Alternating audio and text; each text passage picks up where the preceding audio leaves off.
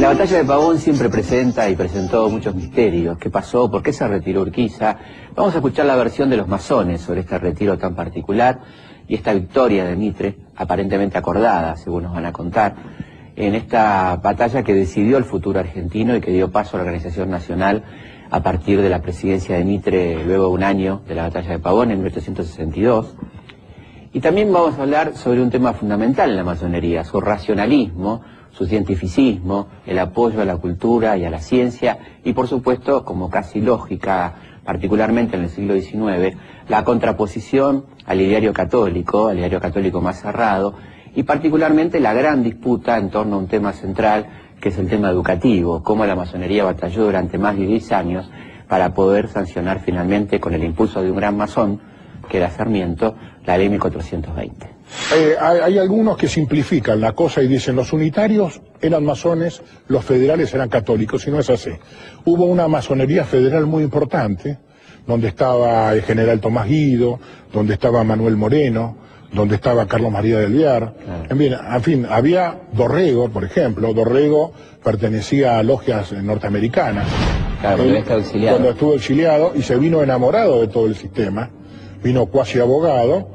Por eso el asesinato o el fusilamiento de Dorrego fue un gran retroceso para el país. Absolutamente.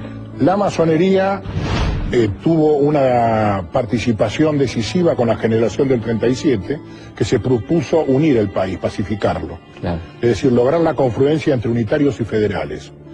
Y aparece una logia que había tenido una actuación en la clandestinidad y después se formalizó, que es la Logia Confraternidad Argentina número 2, que es la logia que se denomina de la Unidad Nacional.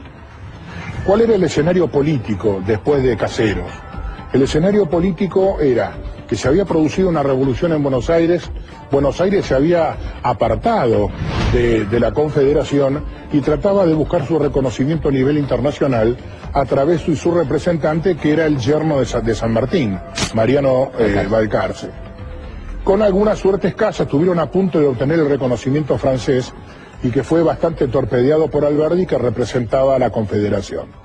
Entonces la masonería toma cartas en el asunto y trata de evitar de que haya que continúen con las guerras civiles de entonces. Se conforma en el año 1857 la Gran Logia de la Argentina de Libres Aceptados Masones, presidida por Roque Pérez, que era federal y había sido funcionario de Rosas durante 8 años, pero él estaba dentro del grupo de los federales dorreguistas, y se propusieron unir el país. Y no tuvieron mejor idea que como para cuando fueron a celebrar las fiestas mayas del año 1860, hicieron una amplia convocatoria, invitaron al presidente de la Confederación con sede en Paraná, Derqui, lo invitaron al gobernador Urquiza, y se celebró, hubo una gran fiesta. Sarmiento los invitó a la escuela modelo, ahí hubo una gran recepción, y se los invitó a una tenida de lo que se denominó de la Unión Nacional. Con anterioridad a esa tenida, el 18 de julio del año 1860, es iniciado a la vista Bartolomé Mitre. ¿Qué significa iniciado a la vista? Cuando hay una personalidad que reúne todos los valores masónicos, de eticidad, de libertad, de respeto a la otra persona, que trata de convivir con el que piensa diferente, lo ve como un adversario circunstancial y no como un enemigo. Si tiene todos esos valores, se lo inicia a la vista y se le otorgan los 3 grados. Hay un hecho curioso.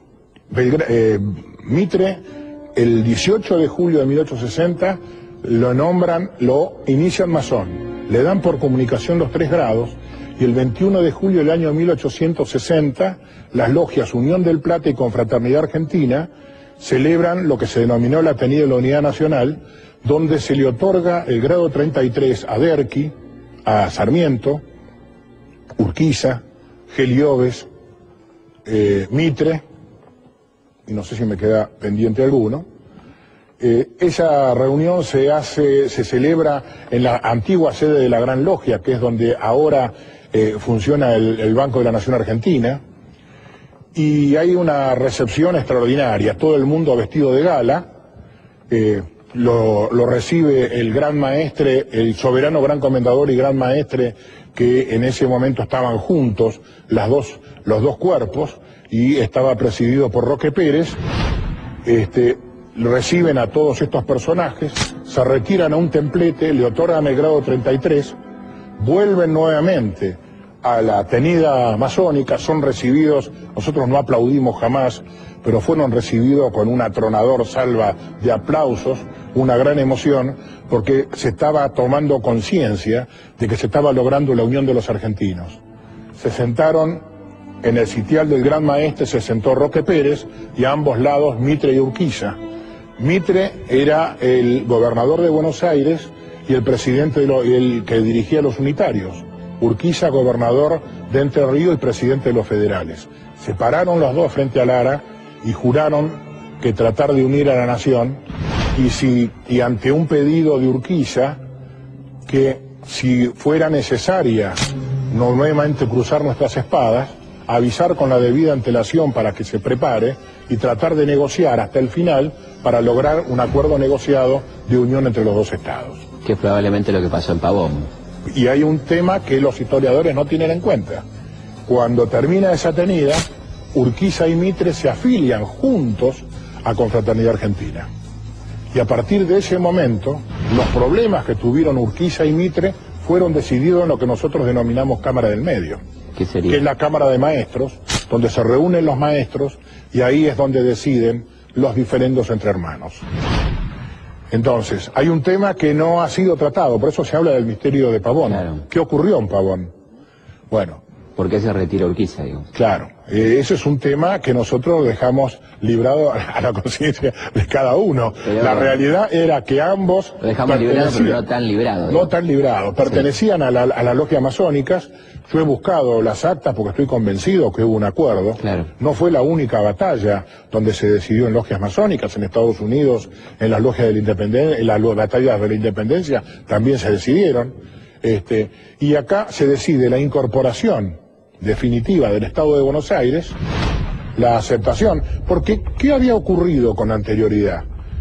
Se había firmado el Pacto de San José de Flores.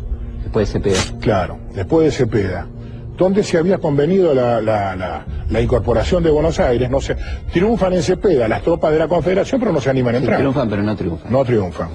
Claro. Entonces, triunfan militarmente, pero no políticamente. La legislatura de Buenos Aires se negaba a aceptar la Constitución.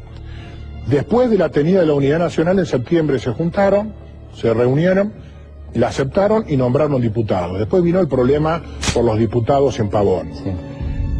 Nosotros entendemos, hay familiares de Urquiza que pertenecen a la logia, a la masonería, y ellos me han comentado que por tradición familiar saben que un hermano de Confraternidad Argentina es el que se entrevista en el campo de batalla con Urquiza y le dice que tiene que retirarse para lograr la Unión Nacional.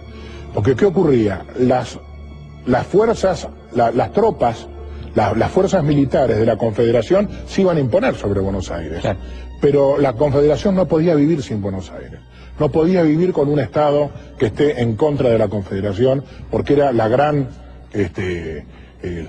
fuente de recursos. El puerto, la aduana. El puerto, la aduana y todo lo demás. Después viene otra lucha que es por el puerto de Buenos Aires, seguro, que en realidad es por el reparto de los frutos del puerto de Buenos Aires. ¿Cuál fue la influencia de la masonería en la ley 1420, la sanción de la ley? Fue fundamental. La masonería, si nosotros relacionamos todos los grados de la masonería, tanto en los grados simbólicos como filosóficos, en realidad la masonería es una unidad sistemática de conceptos para interpretarlo, que determina un modelo de sociedad y una forma de un tipo de persona, cómo tiene que ser la persona.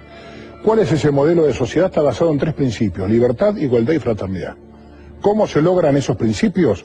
A través de la ciencia, justicia y trabajo. En el juego armónico de los primeros principios es que a nosotros nos va a dar el abanico de quiénes son los que están integrados dentro de la masonería. La masonería están integrados de izquierda a la derecha todos. Es decir, quien ponga más acento en la libertad será de centro derecha. Quien ponga más acento en la igualdad, de centro izquierda.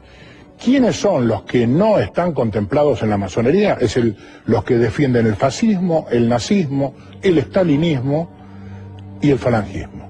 Todos ellos